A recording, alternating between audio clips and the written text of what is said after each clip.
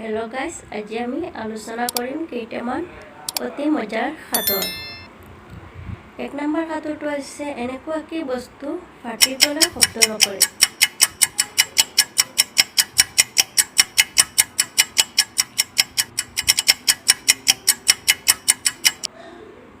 উত্তৰ গাখীৰ।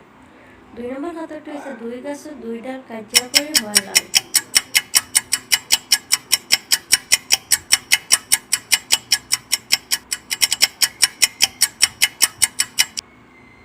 উত্তৰ তামোল পাণ। 3 নম্বৰ সাঁথৰটো হৈছে এনেকুৱা কি ফল আছে যাৰ কোনো ধৰণৰ ৰং নাই।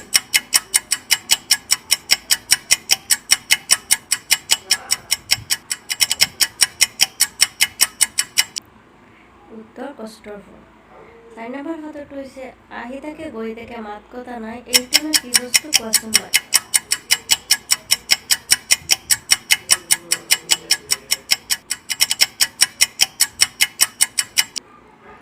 উত্তৰ